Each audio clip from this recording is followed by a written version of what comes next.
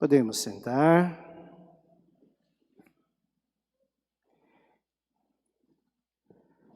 Querido povo de Deus, presente aqui na matriz de Nossa Senhora do Brasil, e você que, não podendo ainda estar presencialmente, pode rezar através da nossa transmissão pelo nosso canal no youtube.com, Paróquia Nossa Senhora do Brasil, e também o nosso Facebook. Hoje, a liturgia do tempo comum abre o espaço para celebrarmos a festa das colunas da igreja, Pedro e Paulo. Pedro, a estrutura administrativa da igreja, a estrutura hierárquica, a estrutura administrativa, a estrutura da organização, a estrutura do sacramento. Paulo, a missão. Paulo, o trabalho pastoral, o trabalho de levar a palavra de Deus, de anunciar, de se organizar em pastorais, identificando o que Jesus vai perguntar para você, para mim, para cada um de nós, no dia do nosso julgamento, no dia da morte. Ali inspirado, Jesus diz, olha, eu estava doente, você, como igreja, como comunidade, organizou um trabalho para cuidar de mim. Eu estava sem roupa, eu estava na rua e você levou um banho para mim. Levou uma roupa, levou comida. Eu estava preso e você criou a pastoral carcerária para cuidar, de animar, de dar direcionamento aos familiares. Eu estava sem moradia, você foi criando uma solidariedade. Essa é a igreja que precisa estar dentro de você, dentro de cada um de nós.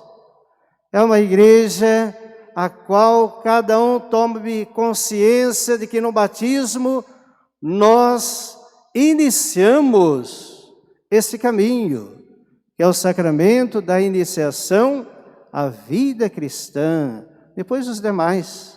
Acredito que você, como católico, já recebeu pelo menos os sacramentos da iniciação à vida cristã. Batismo, confissão, comunhão e crisma. Quem não recebeu, venha, mesmo adulto, venha fazer a catequese de adultos, precisa receber. Ninguém deveria morrer sem, no mínimo, esses sacramentos da iniciação à vida cristã. Celebrar a festa de São Pedro e São Paulo é celebrar um dia especial para a igreja. E as colunas são, num edifício, aquelas que dão a estabilidade de manter em pé, como é também a nossa coluna, que nos mantém ereto, em pé. Então, Pedro é a coluna da igreja, organização. Celebrar São Pedro, hoje é celebrar você, é um membro da igreja organizado.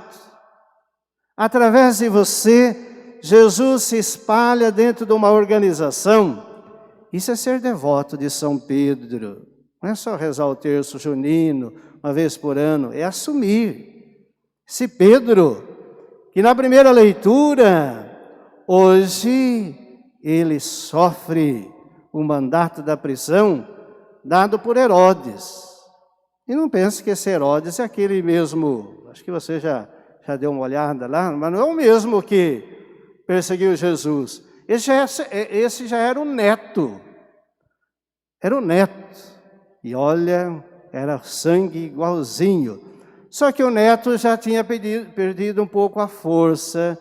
Então, lá nos conchavos, lá o Calígula, que era o que estava mandando, deu um jeito de encaixar, sabe aqueles favores entre, cede-se os anéis, mas permanece os dedos, sabe como que é, né? Vai os anéis, vamos repartir, eu cedo o anel, mas permaneço, eu guardo os dedos. E assim estava o neto do Herodes velho, e Então ele não foi colocado pelos judeus. Os judeus tinham uma desconfiança dele.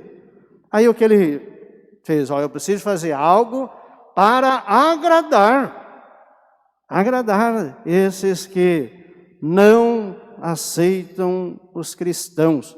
E o que ele fez para agradar? Vou prender, vou verificar quem está liderando. É Pedro que está liderando, é ele que preciso pegar. Olha aí, às vezes a gente vive fazendo média com as pessoas. Não é mais igreja como poderia ser, não é mais comprometido, porque faz média com as pessoas. Os Herodes eram muito de fazer média.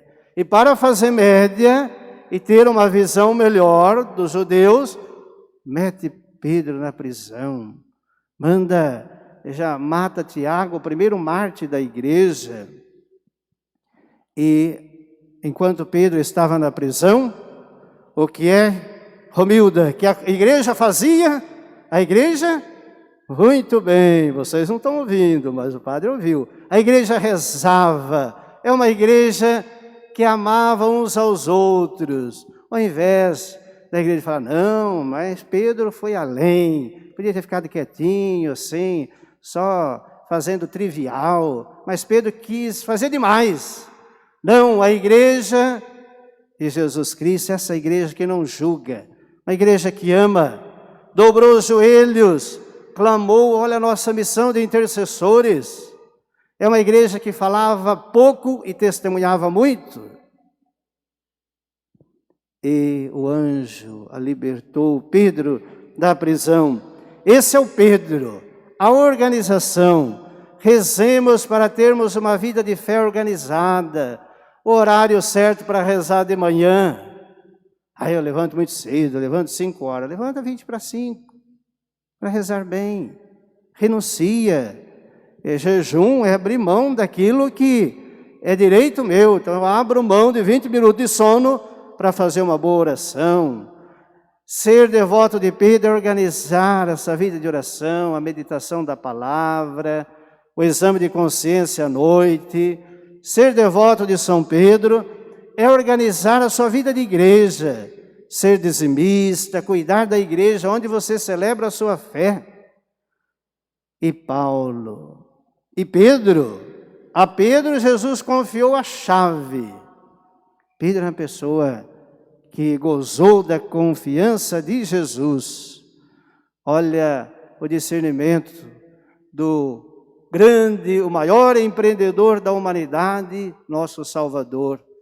Ele tinha um discípulo que ele mais amava, mas o que ele mais amava, geralmente nós fazemos assim, quem nos trata melhor, quem a gente ama mais, a gente costuma entregar as nossas confidencialidades. Mas Jesus diferente, ele não entregou a João, mas entregou a Pedro, que era o sincero.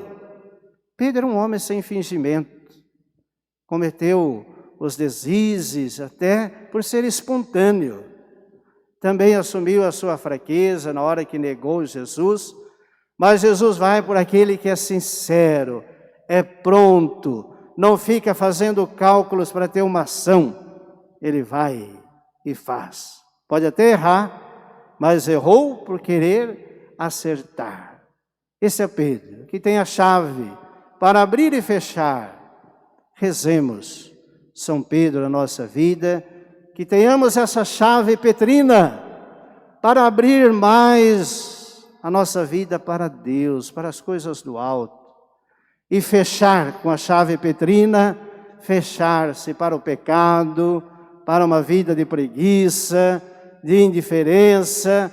Feche também para amizades que te tiram de ser essa igreja organizada. A chave para fechar, se for preciso, alguns aplicativos do celular, alguns grupos, feche. Feche com essa chave de Pedro. E Paulo é a missão, Paulo é a paixão da igreja, que são apaixonados, que têm uma fé que chega até Jesus Cristo. Há pessoas que têm uma fé que chega só até uma pessoa. Chega até o padre, até o bispo, até uma liderança. Pare com isso. É bom sempre lembrar, aqui na terra não tem nenhum amor completo. Todos os amores aqui são finitos e incompletos.